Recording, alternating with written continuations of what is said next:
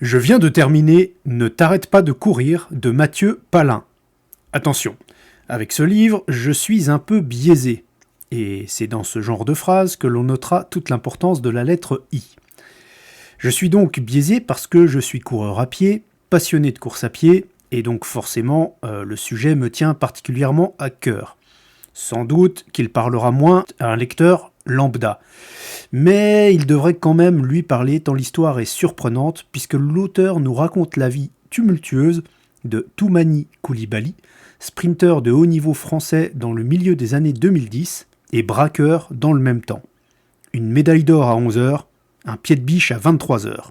Vous y croyez, vous ? C'est un jeune homme de 33 ans qui a grandi à côté de chez moi en fait, dans l'Essonne et qui a la particularité d'être un athlète de très haut niveau, qui a été champion de France du 400 mètres, vice-champion de France du 200 mètres, membre de l'équipe de France, qui a été au championnat d'Europe, qui a été qualifié pour les Jeux de Rio, mais qui a cette double personnalité qui fait de lui aussi un délinquant, multirécidiviste, cambrioleur, voleur. Ces deux personnalités cohabitent et font de lui quelqu'un d'absolument extraordinaire. Dans ce second livre, Ne t'arrête pas de courir, le journaliste Mathieu Palin nous livre son point de vue factuel, sous forme romancée, du parcours étonnant et détonnant de Toumani Coulibaly, champion de France du 400 mètres en 2015 et braqueur multirécidiviste dans le même temps.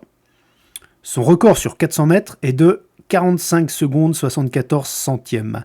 Il a entre autres été entraîné par Patricia Girard, elle-même spécialiste du 100 mètres, 60 mètres haies et 100 mètres haies, avec à la clé de nombreux titres nationaux, internationaux et olympiques entre 1988 et 2005.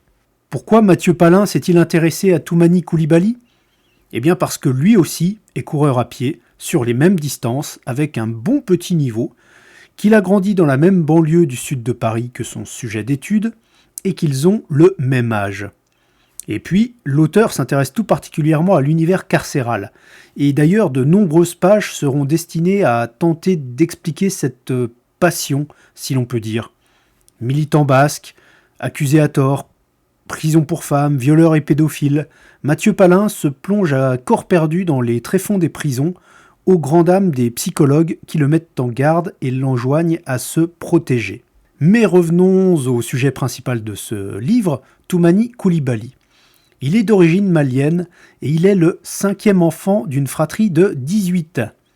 Il est né à Rissorangis, mais son père le renvoie au Mali avant ses 10 ans, après plusieurs bêtises commises à l'école, comme par exemple voler une Game Boy en CM1 et affirmer après s'être fait prendre que c'était la sienne.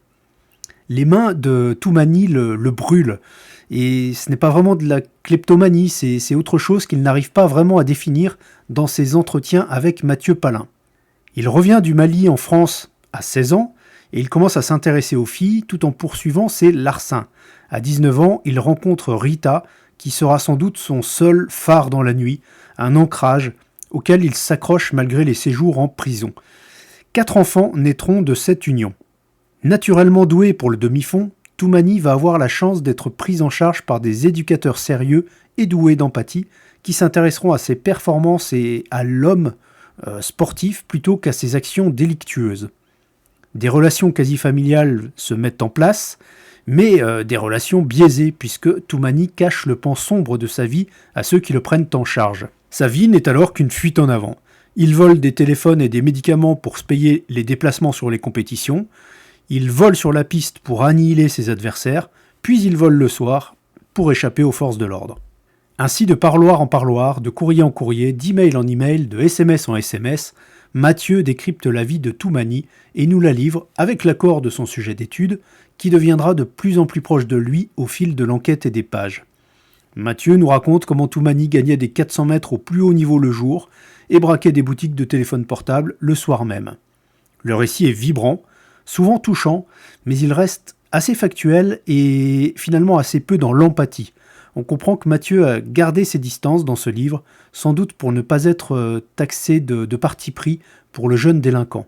On se prend de pitié pour Toumani, mais on éprouve aussi de la colère et un certain désespoir face à ce talent gâché. La dernière page tournée, que retenir de cette biographie romancée ? Eh bien que la vie en prison n'a rien de simple, qu'il est difficile d'échapper à la délinquance quand elle vous environne depuis votre plus jeune âge, que le vol peut être une maladie qui vous ronge, que l'athlétisme à haut niveau ne permet pas vraiment de gagner sa vie honnêtement. Alors certes, il y a un peu de tout ça, et ce sont des sujets qu'on a déjà vus, traités par ailleurs. Mais dans ce livre, il y a quelque chose en plus, c'est l'interrogation sur le travail du journaliste, sur la bonne distance à prendre avec son sujet, sur l'implication et le biais même du journaliste par rapport au sujet traité. Et puis c'est aussi et surtout un crève-cœur sur l'inéluctabilité et le déterminisme. Né ailleurs, peut-être que Toumani aurait brillé au plus haut niveau pendant 2 décennies dans l'athlétisme français. Mais voilà, les mains lui brûlaient et il est né là où il est né avec la trajectoire qu'on lui connaît.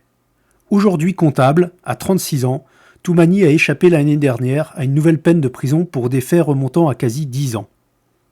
Je le cite lors de ce procès, « Ma vie, je la vois totalement autrement. Je suis sorti de détention depuis 2 ans, c'est la vie que je veux poursuivre. La casse-prison, je l'assumerai, mais si je peux m'en passer... » Et voilà, c'est tout ce qu'on lui souhaite à Toumani, avec, pourquoi pas, un retour à la course à pied, et cette fois-ci, pas pour échapper à la BAC.